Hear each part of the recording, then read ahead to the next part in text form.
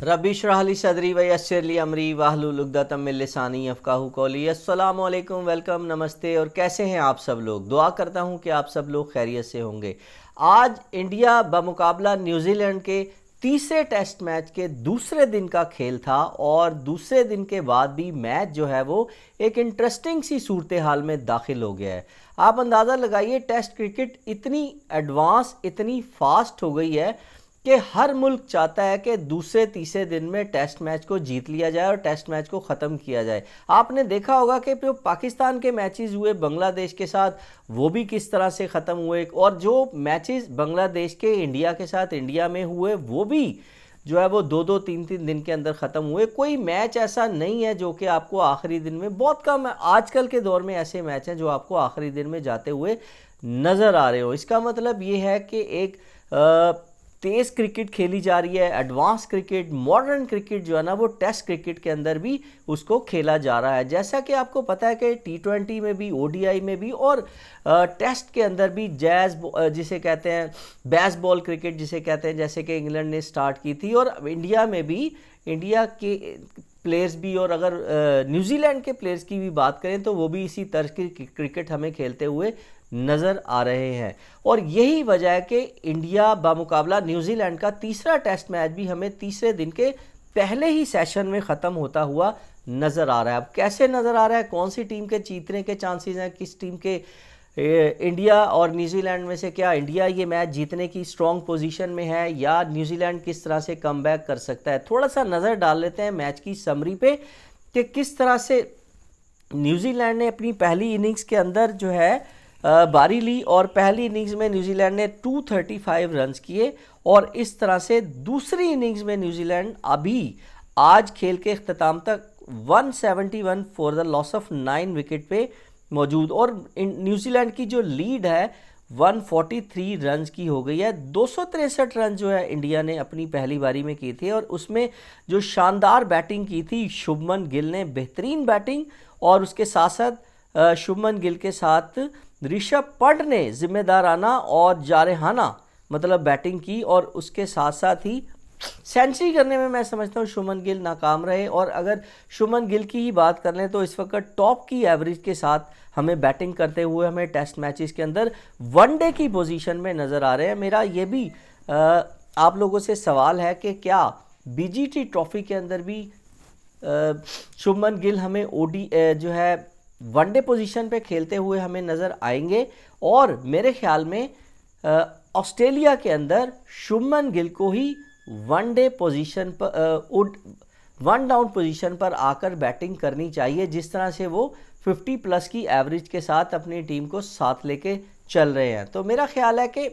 इसी पोजीशन पे उन्हें खेलना होगा, क्योंकि पहले 2 मैचेस, पहले ये सुनने में आ रहा था कि शायद पहले एक मैच कप्तान रोहित शर्मा नुमाइंदगी नहीं कर सकेंगे अपनी टीम की। अभी अफवाहें ये गर्दिश कर रही हैं कि शायद 2 टेस्ट मैचेस में रोहित शर्मा टीम की नुमाइंदगी ना कर सके। तो इसका मतलब है ऑब्वियसली जाएंगे या तो बुमराह या फिर विराट कोहली पे, इन दोनों में से कोई कप्तान होगा, और फिर यकीनन शुभमन गिल पे भी भारी जिम्मेदारी आयद होती हमें नज़र आएगी। और देखना यह है कि क्या शुभमन गिल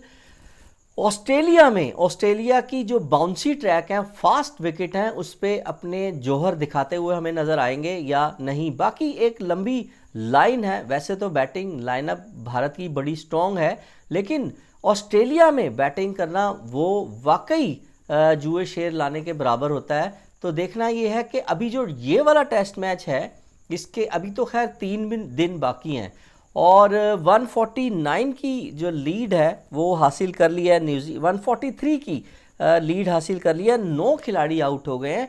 ज़्यादा से ज़्यादा भी मेरा ख्याल है, बहुत भी है तो 10 से 15 रन या 13-14, 160 अगर कर लेते हैं, न्यूजीलैंड लीड हासिल कर लेते हैं, तो तीसरे दिन में पहले सेशन में क्या इंडिया ये रन चेस करने में कामयाब हो जाएगा या इंडिया को टफ टाइम मिल सकता है। उसकी वजह यह है कि एजाज पटेल जो हैं वो बड़ी अच्छी बॉलिंग करते हुए हमें नज़र आ रहे हैं। इसके अलावा विकेट की ख़ास बात यह है, मुंबई का जो ट्रैक है वो बड़ा हमें जिसे कहते हैं ना टर्निंग एक ट्रैक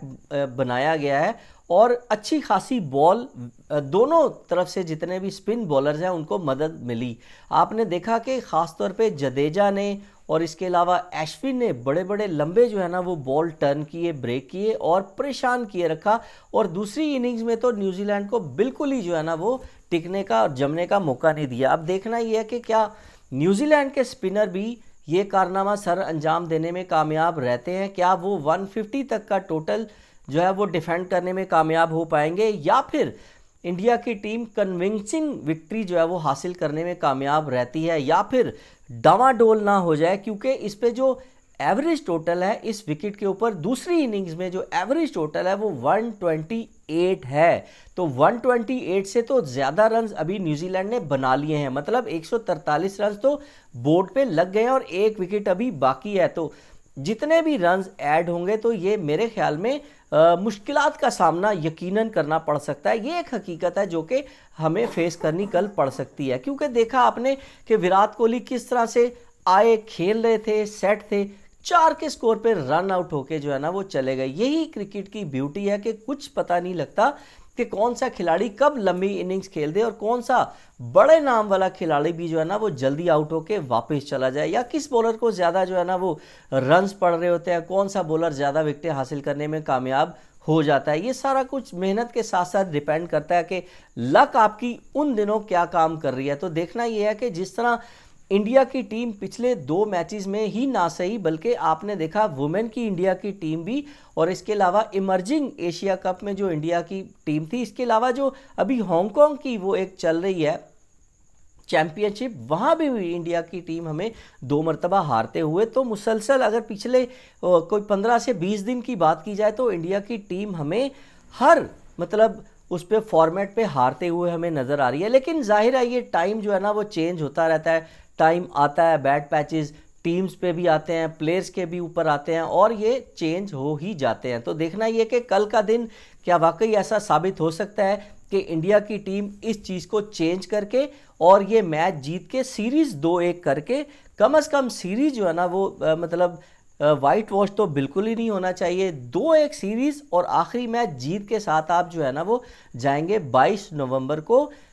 ऑस्ट्रेलिया में बीजीटी ट्रॉफी के साथ एंटर होंगे। तो दोस्तों देखते हैं कि कल का मैच इंडिया कन्विंसिंग विक्ट्री हासिल करने में कामयाब रहता है या फिर न्यूजीलैंड की टीम इंडिया की बैटिंग को टफ टाइम देने में कामयाब रहती है। बड़ा ही दिलचस्प सूरत हाल में ये मैच जो है ना वो शामिल हो गया है और दोनों तरफ से पूरी कोशिश की जाएगी कि ये मैच इंडिया कोशिश करेगा कि ये मैच एक कम से कम मैच जीत के जो है ना 2-1 किया जाए और न्यूजीलैंड कोशिश करेगा कि इसको और ज़्यादा तारीखी बनाया जाए 3-0 और वाइट वॉश करके जो है ना वो यहाँ से इंडिया को वापस जाएं। तो देखते हैं कि कल ये जो है ना वो मैच इंडिया की टीम जीतती है या न्यूजीलैंड। Thank you.